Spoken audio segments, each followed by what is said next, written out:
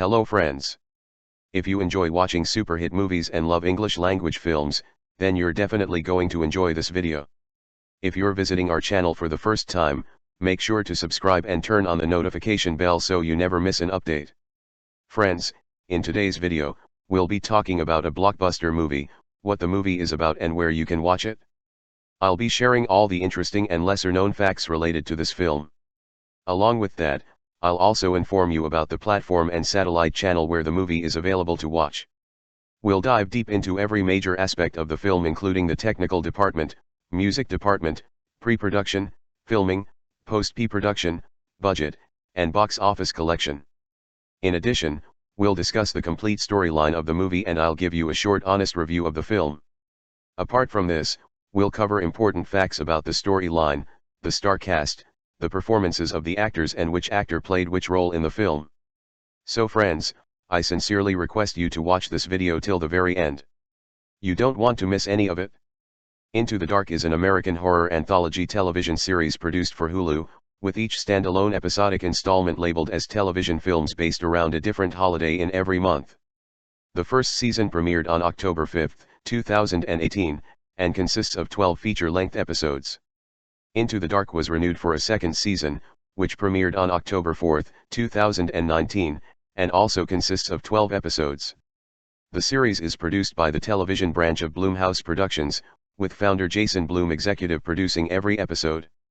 Each episode features its own ensemble casts and director, with directors including Patrick Lucy, Nacho Vigalondo, Sofia Takal, Daniel Stam, James Rodi Rodriguez and Gigi Salguero contributing installments. Into the Dark was ordered in January 2018, and has been met with a positive response from critics upon its premiere. Each episode starred different actors, including Tom Bateman, Dermot Mulroney, Diana Silvers, Nyasha Hatendi, Suki Waterhouse, Matt Lauria, Jimmy Simpson, Keir O'Donnell, Israel Broussard, Aurora Perrineau, Clayne Crawford, Martha Higarita, Corey Fogelmanis, Jude Demarest, Yara Smith, Adelaide Kane, Rain Edwards, Britt Barron, Georgia Wiggum, Felicia Day, Tina Majorino, Judy Greer, Barry Watson, Dana Drory, and Megalyn Ekakunwoke. Following Season 2 of Into the Dark, Blumhouse continued a similar concept to the series, albeit for Amazon Prime Video instead of Hulu, in the form of the anthology Welcome to the Blumhouse. The theme of each episode is inspired by a holiday during the month of its release. On January 9, 2018, it was announced that Hulu had ordered a first season of 12 episodes.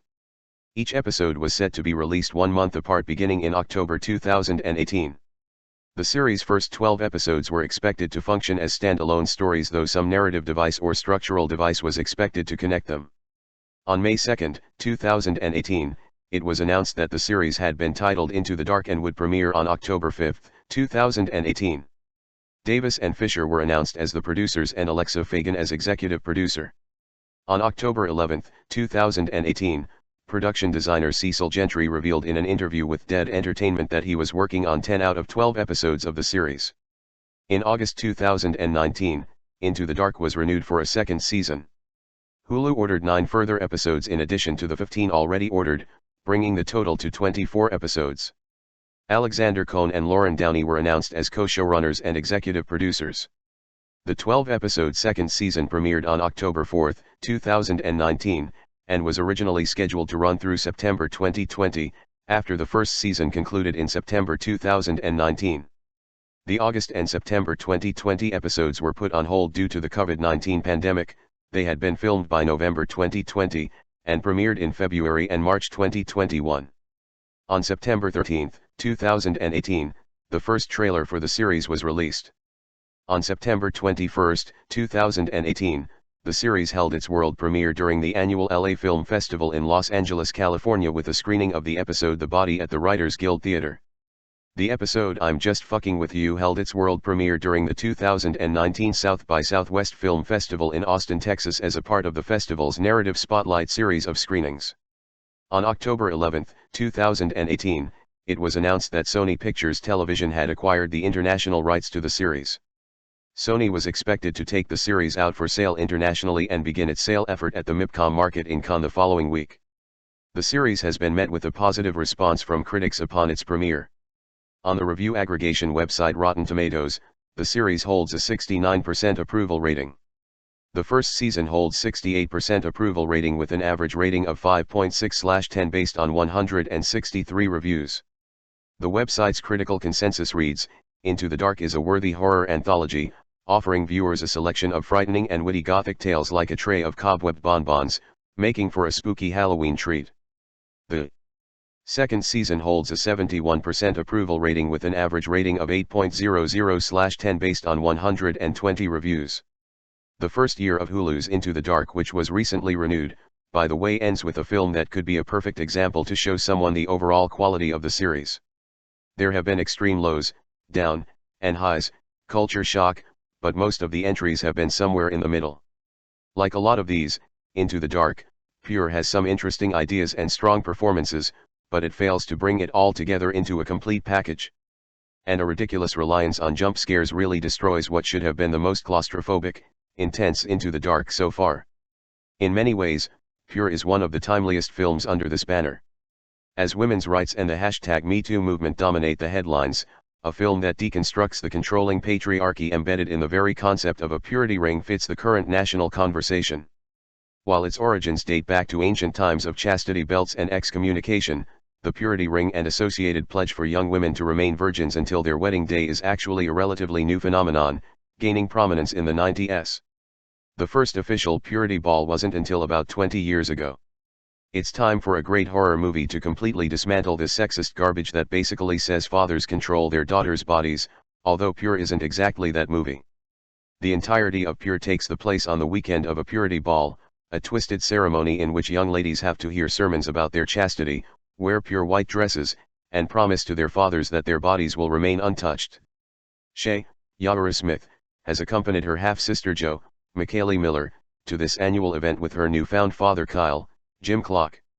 Kyle had an affair with Shay's mother and didn't recognize the existence of his daughter until he had to, but now he gets to determine what she does with her body.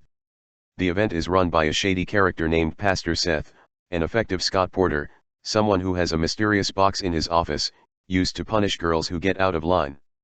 Seth utilizes horrible analogies to make his points, such as the one in which he compares unchanged-ass women to used chewing gum, but casting a charismatic actor like Porter makes him feel even more insidiously awful.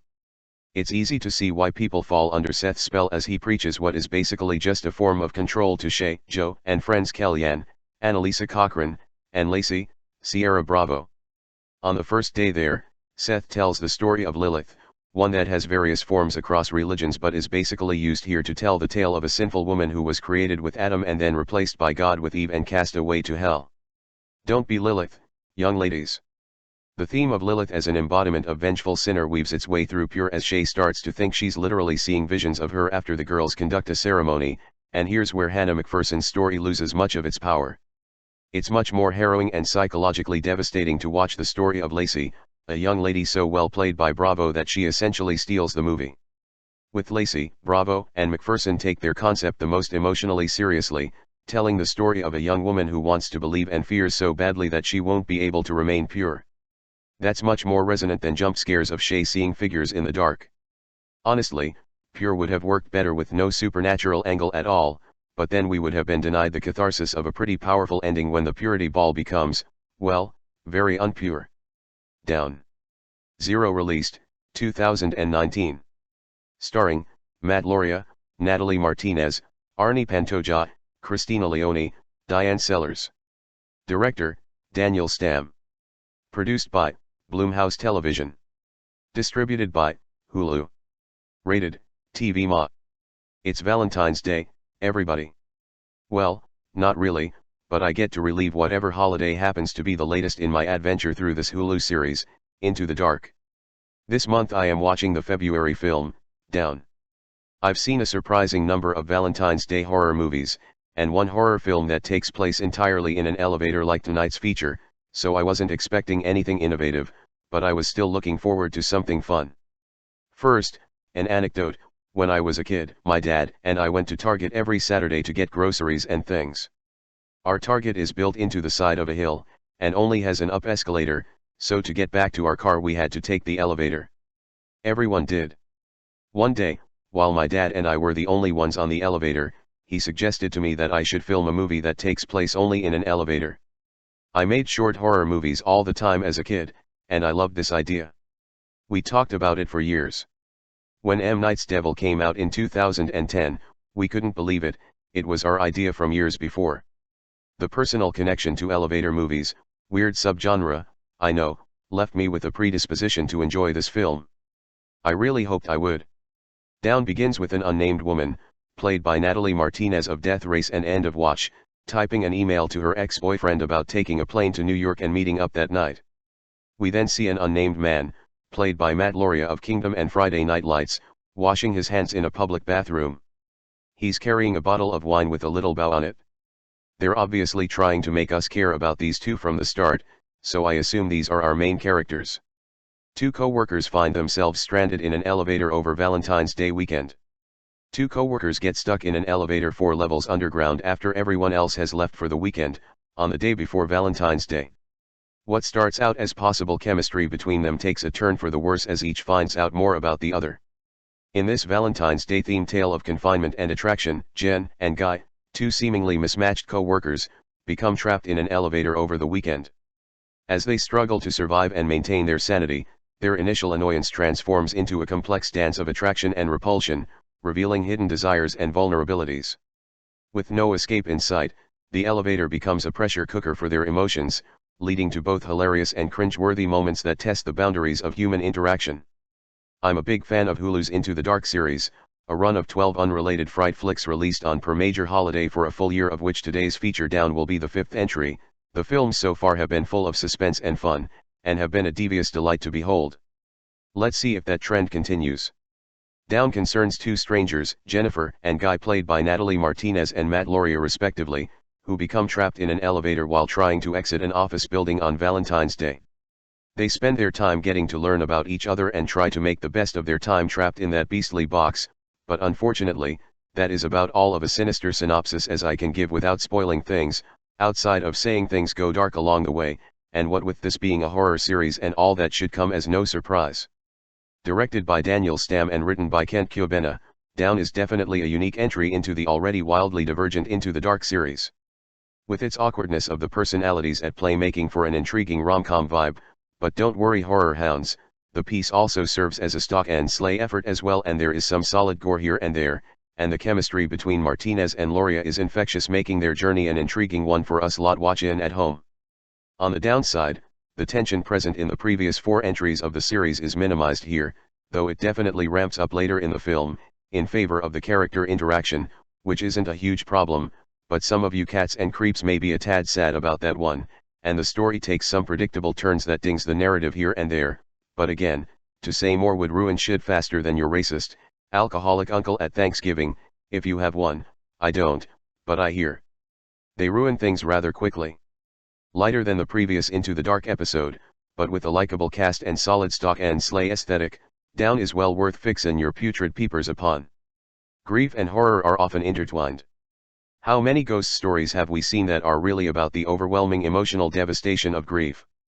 It's an emotion that turns the world inside out, and so it makes sense that writers would use it as a foundation to tell stories of things that go bump in the night. When we lose someone close to us, we often feel a closer tie to the other side, whether it's hope that our lost loved one is happy in the afterlife or just a deeper connection between life and death than we had before. The best installment of Hulu's monthly horror series, Into the Dark, works off the emotional tumult of grief to craft an effective little genre pick that could have been truly great at half the time. There's a lot to like in They Come Knocking, but it's all been stretched to the breaking point and reminds one that the feature-length running time of these films have not been to the creator's advantage. This really would have worked at 45 to 60 minutes, but sags a bit too much and hits too many of the same beats at 85. Still, there's enough to like to be at least a little hopeful about the series for the first time in months. They Come Knocking is basically a three-hander with a father named Nathan, Clayne Crawford of Rectify, and his daughters Claire, Josephine Langford, and Maggie, Leah McHugh, on a road trip. They're headed to a place well off the grid to spread the ashes of Val, Robin Lively, the matriarch of their family who recently passed away. Watching your mother die is something no young person should have to suffer through, and it has impacted the girls in a way that Nathan isn't quite sure how to overcome. The girls fight a lot, and the older one blames her father for not fighting hard enough to save mom's life. Throw this powder keg of emotion into a desolate part of the country and you have the setup for a thriller. It starts with a face in sunroof window and escalates quickly to someone or something knocking loudly on the door of the mobile home in which our heroes are staying. They are far from civilization. Who could possibly be knocking? Things get creepy fast when they hear what sounds like a child's voice asking if it can come in. Of course, the answer is no, and Nathan seems confident he's been able to scare the creepiest kids on earth away from his family. He's startled when he wakes up the next morning to find his car disabled, but really only panics when he stumbles upon evidence that whatever was on his doorstep last night is way more dangerous than he first suspected. And then things get really weird. The threat of "they come knocking" is very vaguely defined in that it's hard to tell for a while if the creepy, hooded children are supernatural or psychopathic. The fine line allows director Adam Mason to play with two genres as his second Into the Dark. He also helmed I'm Just F***ing With You, dabbles in both home invasion horror like The Strangers and something more akin to a ghost story. But while that may sound fun, it leads to a bit of tonal inconsistency. Part of me wanted the film to commit to a genre and to define exactly what was happening to this poor family in the middle of nowhere. However, the unwillingness to do so does allow for some of the most effective moments and imagery of the series, and fits in well with the idea that grief turns the world upside down, blending reality and the unexplainable. While there's clearly more to like here in terms of execution than recent installments of Into the Dark, They Come Knocking still sags due to its lengthy running time. There are just enough flashbacks to Val's final days that it crosses the line from effective to manipulative. With horror, sometimes less is more, and that's certainly the case here. The final act, which deftly captures how differently parents and children respond to loss. He blames himself while his youngest just misses her mommy would have been way more effective if the film didn't have to spin its wheels for so long to get there.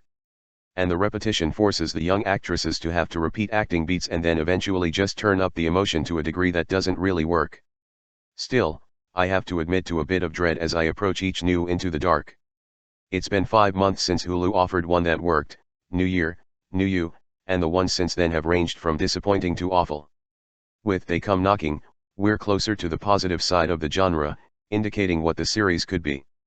It may not be perfect, but at least it's allowed me to hope that there could be another great chapter in the final quarter of this ambitious enterprise. It is notoriously hard to make a PG-13 horror film that is actually scary and / or creepy. It takes a perfect balance of imagery to push it just to the limit. Director Andre Overdal did just that. It really is impressive. At one point I found myself wondering how the film was PG-13 because it's so creepy. Which, I then quickly reminded myself that the book's Scary Stories to Tell in the Dark were for children for some reason.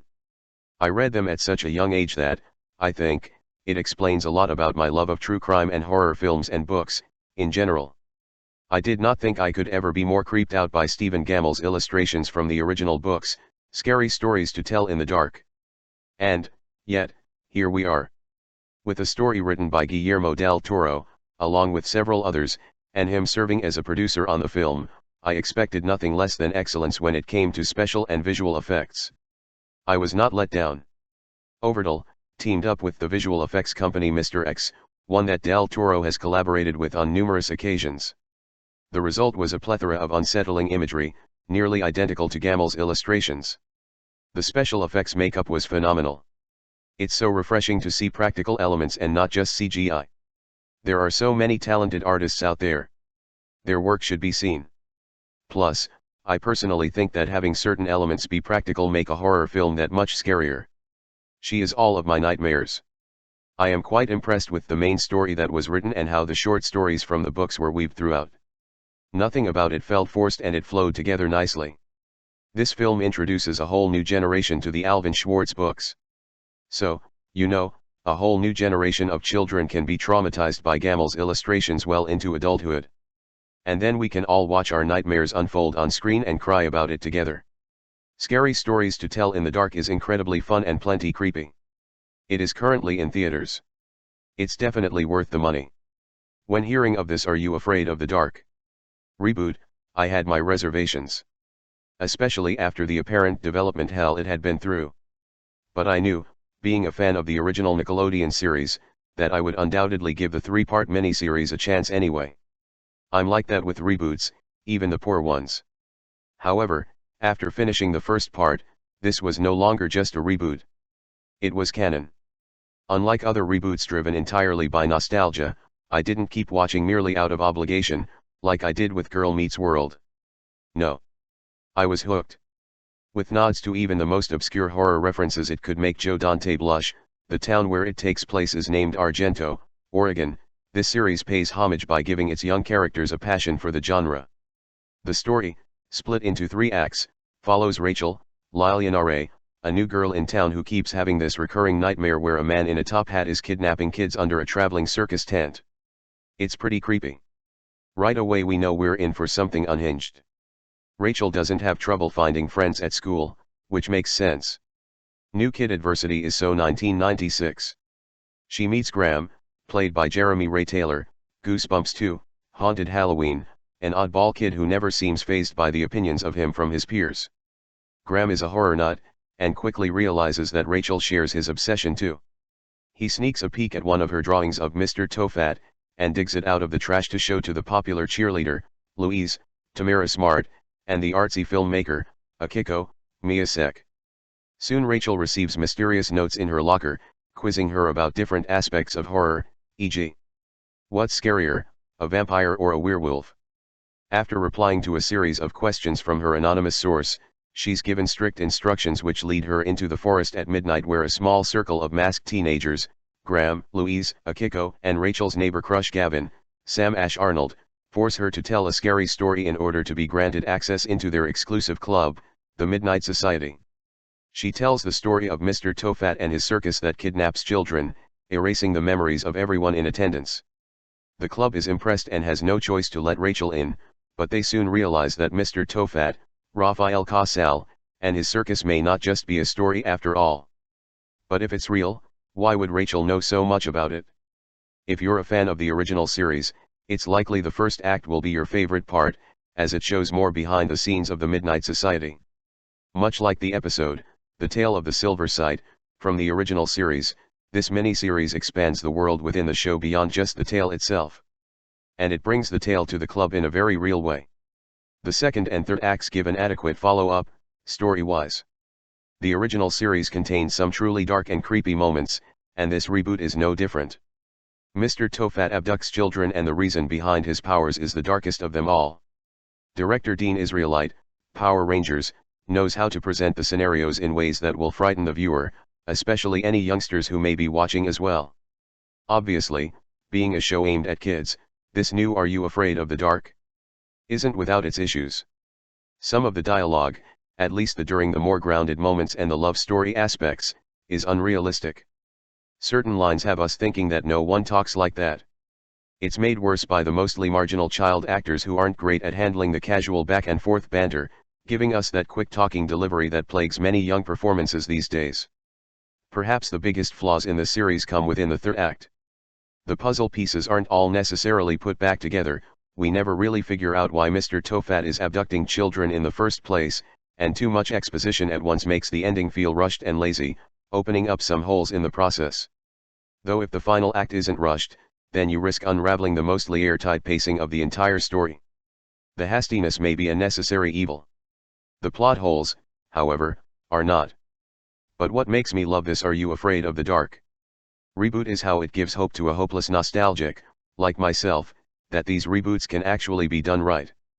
It provides a template of sorts for future creatives to go by when trying to revamp something else from our childhood. This one works. Sure, it features some surprisingly great production value for a kids' TV show, but the execution is good too. The Easter eggs aren't cheap and the references to the original series don't overwhelmingly get in the way of the task at hand. Reboots don't just have to be directed at a new audience with merely pandering nods to the old. It can be aimed at both young and old, bridging that gap where something that's entertaining can be just that. It's what worked so well with our shows back then. So why not now?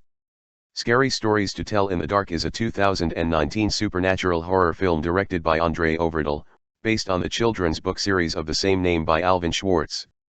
The screenplay was adapted by the Hageman brothers, from a screen story by Guillermo del Toro, who also produced, as well as Patrick Melton and Marcus Dunstan. The film, an international co-production of the United States and Canada, Stars Zoe Colletti, Michael Garza, Gabriel Rush, Austin Zajur, Natalie Ganshorn, Austin Abrams, Dean Norris, Gil Bellows, and Lorraine Toussaint.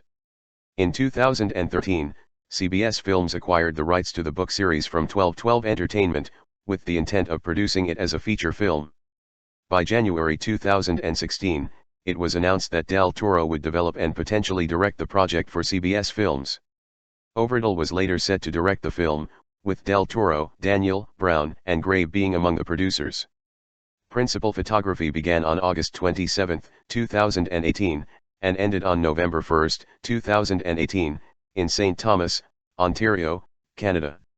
Scary Stories to Tell in the Dark was theatrically released on August 9, 2019, in the United States by Lionsgate Films. The film was well received by critics with praise for its depictions of the horror features from its source material, and went on to gross $105 million at the box office, becoming a financial success. A sequel is in development. On Halloween night in 1968, in the fictional Pennsylvania town of Mill Valley, teenagers Stella, Ogie, and Chuck visit the supposedly haunted home of the Bellows family, accompanied by newcomer Ramon. Inside a secret room, they find a book of horror stories written by Sarah Bellows, the family's daughter. Ostracized for her albinism and accused of witchcraft when the town's children began to die mysteriously, she allegedly committed suicide in 1898. The local bully, Tommy, locks the group inside Sarah's room along with Ruth, Chuck's sister. After Tommy leaves, the lock is mysteriously opened, and Stella takes Sarah's storybook home. Back home, Stella finds a new story called Harold, written in blood, on previously blank pages. In a nearby cornfield, an inebriated Tommy is stalked by the titular Harold, his family's scarecrow. Harold stabs Tommy in the back with a pitchfork, causing him to vomit hay and undergo a violent transformation. The next day, Tommy is reported missing. Stella and Ramon find Harold dressed in Tommy's clothes. Stella and Ramon watch in shock as a story titled The Big Toe writes itself in the storybook. Ogie, the protagonist of the story, unknowingly eats stew containing the big toe of a corpse. Ogie is then dragged under his bed by the corpse and disappears. Alarmed, the remaining friends try fruitlessly to destroy the book. Researching the Bellows, they learn that the live-in maid Sylvia Baptiste was fired after teaching Sarah witchcraft, and the rest of the family all disappeared after Sarah's suicide. However, all their names can be found in the stories, suggesting the book or Sarah killed them. Another new story called The Red Spot appears with Ruth as the protagonist. Ruth is getting her makeup ready for the play, and starts poking at a swollen spider bite on her cheek. The bite explodes into hundreds of tiny spiders. Ruth is rescued but is traumatized and institutionalized. The group's investigation takes them to the elderly Lulu Baptiste, Sylvia Baptiste's daughter. They learn that Sarah did not die in the Bellows house. Instead, she hanged herself in the hospital where her older brother, Dr. Ephraim Bellows, was her supervising doctor. At the hospital, the group discover recordings that reveal Sarah's brother had ruthlessly performed electroshock therapy on her to get her to confess to killing the children. Their deaths were actually caused by the family's paper mill poisoning the town's water with mercury, so they framed Sarah when the town got suspicious. Chuck, while trying to evade hospital security, accidentally triggers an alarm which floods the hallways in the same red light from his nightmares. In the recording, Sarah begins to narrate a new story called The Dream, with Chuck as the main character. Chuck is then attacked and cornered by the Pale Lady, a phantom from his nightmares, who absorbs him. Stella and Ramon are arrested for trespassing by Police Chief Turner, who reveals that Ramon is a Vietnam War draft dodger. Ramon reveals his brother enlisted and his dead body was returned to them in pieces. The book starts a new story called Me Tai Do Tai Walker. A head falls down the chimney and more body parts follow. Ramon realizes that the next creature is called the Jangly Man, a monster that frightened him as a child. The Jangly Man kills Turner while Ramon and Stella flee to the Bellows house for answers. Stella is taken back in time while Ramon tries to evade the Jangly Man. Living out Sarah's experience of abuse, Stella promises Sarah that she will tell the truth of her innocence if she stops harming people. Stella writes down the true story with her blood, and Sarah and all of her monsters vanish. Stella writes the truth about Sarah's life in the papers, keeping her promise. While Stella receives acclaim for the story, not everyone believes her. Ramon accepts his enlistment and shares an emotional goodbye with Stella before he leaves for the war. With Ruth having recovered, Stella starts looking for a way to rescue Chuck and Ogie. Zoe Colletti as Stella Nichols. Michael Garza as Ramon Morales. Gabriel Rush as August Ogie Hildebrandt. Austin Zajur as Charlie Chuck Steinberg. Natalie Ganshorn as Ruthie Steinberg. Austin Abrams as Tommy Milner. Dean Norris as Roy Nichols. Gil Bellows as Police Chief Turner. Lorraine Toussaint as Louise Lulu Baptiste. Ajani Stevenson as Young Louise Baptiste. Kathleen Pollard as Sarah Bellows. Deborah Pollitt as Mrs. Steinberg. Victoria Fodor as Mrs. Milner. Marie Ward as Mrs. Hildebrandt. Mark Steger as Harold the Scarecrow. The Pale Lady. Javier Botet as the Big Toe Corpse. Troy James as the Jangly Man. Kyle Labini as Deputy Hobbs.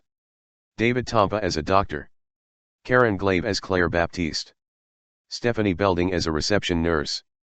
Hume Bao as Dieudette Bellows. Jane Moffat as Delaney Bellows. Will Carr as Ephraim Bellows. Amanda Smith as Gertrude Bellows. Brandon Knox as Harold Bellows. Rodrigo Fernandez Stahl as a drive-in manager. Anna Fraser as an actress. Alex Spencer as an orderly. Matt Smith as Mr. Steinberg. Colton Gabo and Daniel Gravel as Letterman. In 2013, CBS Films acquired the rights to the Alvin Schwartz children's book series Scary Stories to Tell in the Dark from 1212 Entertainment, with the intent of producing it as a potential feature film. It was announced in 2014 that writer John August had been set to pen a film version. On January 14, 2016, it was announced that Guillermo del Toro would develop the film, as well as possibly direct, and that he would also produce along with Sean Daniel, Jason Brown, and Elizabeth Grave, with Roberto Grande and Joshua Long executive producing. In February 2016, CBS Films hired screenwriting brothers duo Dan and Kevin Hageman to polish the draft written by August. In December 2017, it was reported that Andre Overdal would direct the film. The Hagemans received final screenplay credit, with Del Toro, Patrick Meldon, and Marcus Dunstan receiving story by credit. CBS Films co-financed with Entertainment One. In August 2018, Zoe Colletti, Michael Garza, Austin Abrams, Gabriel Rush, Austin Zajur, and Natalie Ganshorn joined the cast. In September 2018, Dean Norris, Gil Bellows, Lorraine Toussaint, and Javier Botet were added as well. Principal photography commenced on August 27, 2018, and ended on November 1, 2018, in Hamilton, Ontario. In July 2019, at San Diego Comic-Con, Del Toro explained why Scary Stories to Tell in the Dark was not produced as an anthology film. When we started talking about this about 5 years ago, I had to think about it. Anthology films are always as bad as the worst story in them, they're never as good as the best story. I remembered in Pan's Labyrinth, I created a book called The Book of Crossroads. I thought it could be great if we had a book that reads you, and it writes what you're most afraid of. Then the theme became stories we tell each other. The film features an original score by composers Marco Beltrami and Anna Drubic. In addition to the original music, period songs from the 60s are heard in the film, such as Season of the Witch by Donovan, which plays during the film's opening. A cover of Season of the Witch by musician Lana Del Rey is heard in the closing credits to the film and was featured in a trailer for the film. While talking about his choice to have Del Rey sing the cover for the film, Del Toro stated, "I have admired Lana's music for a while now and felt in my gut that she would run with Season of the Witch, that she would use her alchemy to transform it. She is a great artist and has been an amazing partner with us in this adventure. It is an honor for me to have met her." Del Rey's version of the song was released for digital download and streaming on August 9, the same day as the film's premiere. Mirko Parlvliet of Vital Thrills praised the pairing of Del Rey's sound and the film's vintage aesthetic. Savannah Saikurella of Paste stated, "Del Rey managed to capture the prickly, macabre feeling of the popular Alvin Schwartz stories on which the film was based." The first footage of the film premiered during Super Bowl 53. The first trailer was released on March 28, 2019, and the second on June 3, 2019. On August 5, 2019, a third trailer was released, featuring a cover version of the Donovan song Season of the Witch, by Lana Del Rey, performed for the film's soundtrack. All in all, the studio spent over $20 million promoting the film. The film was theatrically released in the United States on August 9, 2019, by CBS Films via Lionsgate.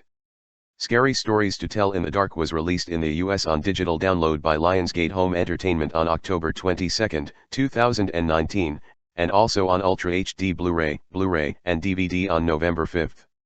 Scary Stories to Tell in the Dark grossed $68.9 million in the United States and Canada, and $35.6 million in other territories, for a worldwide total of $104.5 million. In the United States and Canada, Scary Stories to Tell in the Dark was released alongside The Kitchen, Dora and the Lost City of Gold, The Art of Racing in the Rain, and Brian Banks, and was projected to gross $15 to $17 million from 3,000 theaters in its opening weekend. The film made $8.8 million on its first day, including $2.33 million from Thursday night previews. It went on to debut to $20.8 million, finishing second, behind Holdover Hobbs and Shaw. It dropped 52% in its second weekend to $10.1 million, finishing fifth. On the review aggregator website Rotten Tomatoes, the film holds an approval rating of 78% based on 235 reviews, with an average rating of 6.4/10. The site's critical consensus reads, like the best-selling series of books that inspired it, Scary Stories to Tell in the Dark opens a creepy gateway into horror for younger genre enthusiasts. Metacritic gave the film a weighted average score of 61 out of 100, based on 33 critics, indicating generally favorable reviews. Audiences polled by CinemaScore gave the film an average grade of C on an A+ to F scale, while those at PostTrack gave it an average 3 out of 5 stars and a 53% definite recommend. Owen Gleiberman of Variety wrote that the movie faithfully recreates the peak moments of half a dozen of Schwartz's most popular stories, but doesn't totally embrace the Gamble vision, referring to the infamy of the illustrations in the original book series. Ben Kenigsberg of the New York Times called the film an agreeable bit of fan service. Keith Ulick of The Hollywood Reporter conversely termed it a lackluster adaptation, adding that the monsters depicted in the film are scary, though they'd be much more so if they felt less like franchisable IP and more like fervent expressions of the ills of the eras on which the film aims to comment. William Bibiani of Bloody Disgusting wrote that the film often works very well for several, breathless minutes at a time. But in between those excellent scares there's a lot of filler, a lot of perfunctory plotting and a lot of mediocre character development. Alan Jacques of Limerick Post gave the film 2 points out of 5 and stated this movie is definitely not meant for a preteen audience. There are 1 or 2 genuinely creepy moments that would leave your precious nippers sleeping with the lights on until they finish college.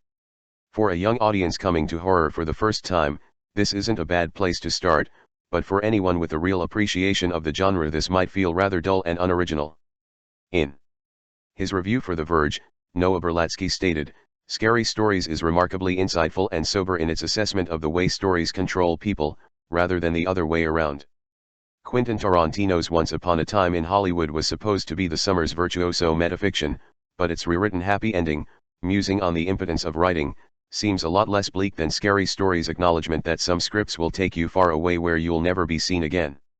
Tom Rees-Lafley of RoachRabbit.com gave the film 3 stars out of 4, stating still, Scary Stories is a strangely uplifting throwback to old-fashioned clans of investigative teens.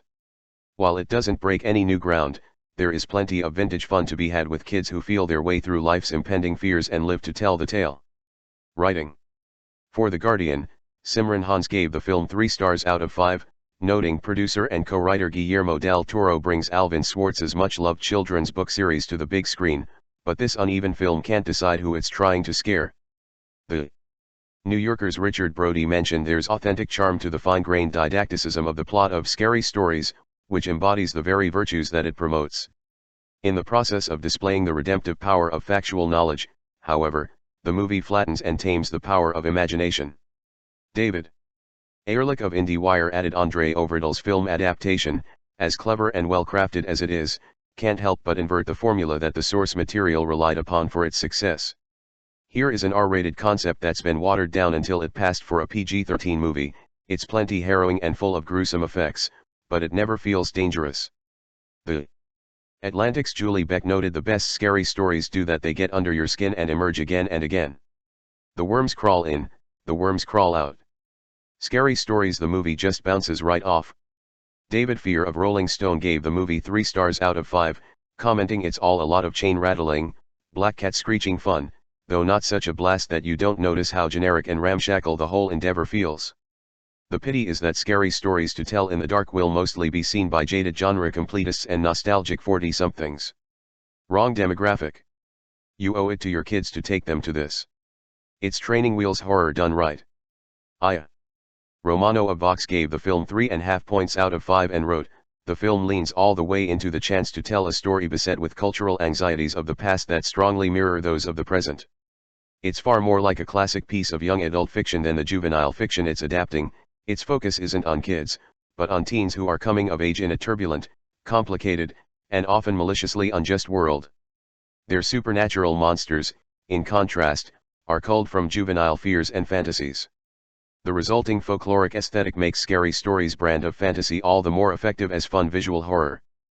But on a thematic level, it creates a discordance with the film's more adult social horrors, and the two elements never quite unify." A.